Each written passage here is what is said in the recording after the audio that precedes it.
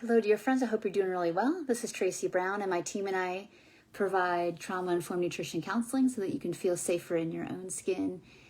And this is an interesting topic. I had another one planned, so I will just spoil it. I'll tell you what it is for next week, is that I wanted to talk about the differences between activation, fight, flight, freeze, or please, eating, and more biologically based, like this is what I need right now kind of eating,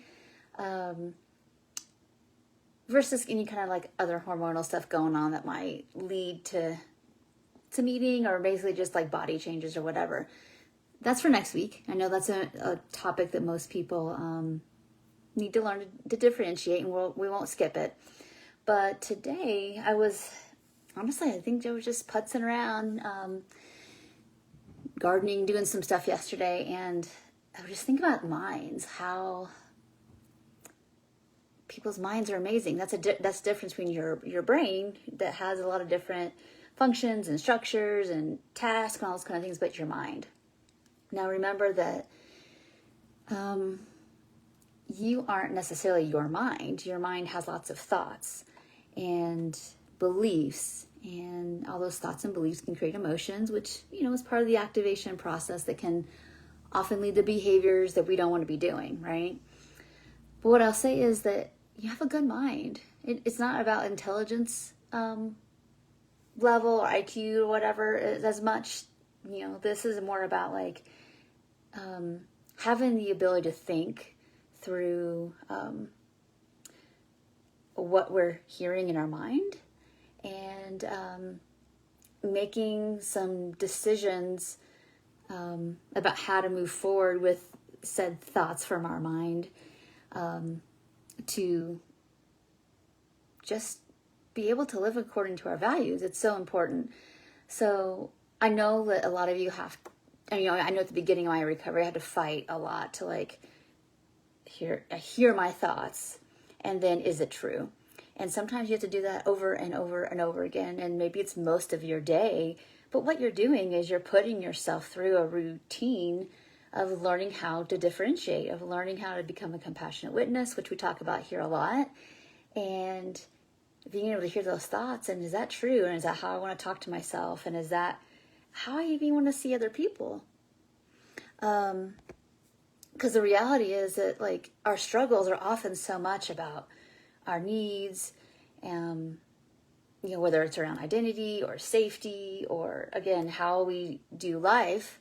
And it's just so important to recognize that a lot of what we think, a lot of our thoughts from our mind are just based in programming, conditioning, so we can unlearn some stuff. This is why we talk about neuroplasticity as well, is that it's just super important to recognize you have a good mind, but you have to learn how to notice, acknowledge your thoughts. If you have to write things down multiple times a day to do it, so be it. So you can then compare that to, honestly, your values and where you're wanting to go, whether it's your eating disorder recovery, health goals, stuff like that.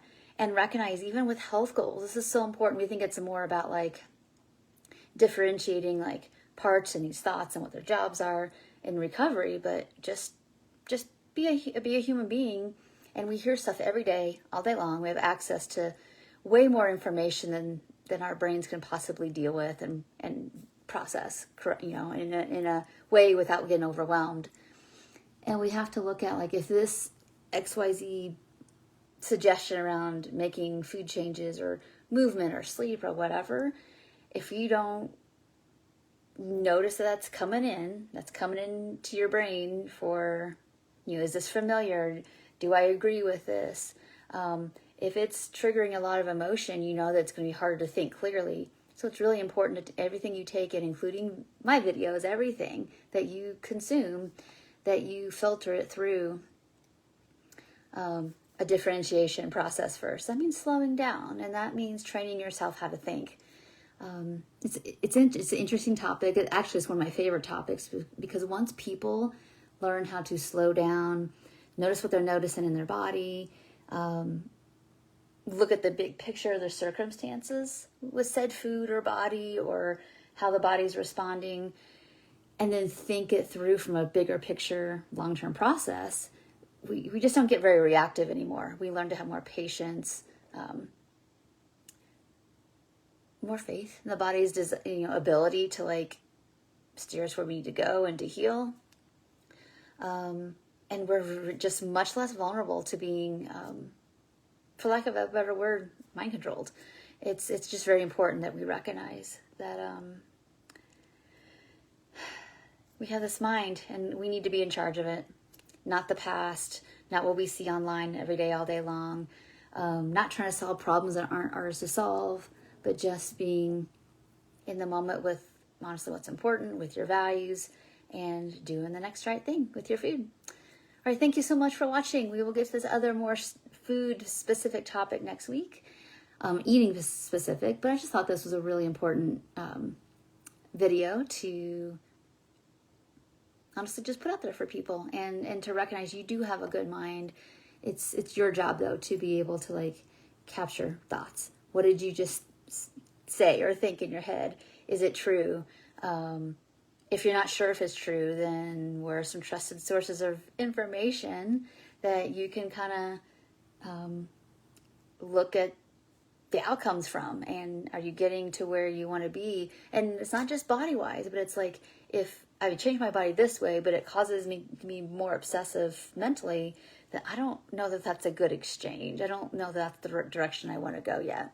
So just keep all that in mind as well. Thank you so much for watching. We'll see you in the next one. Bye for now.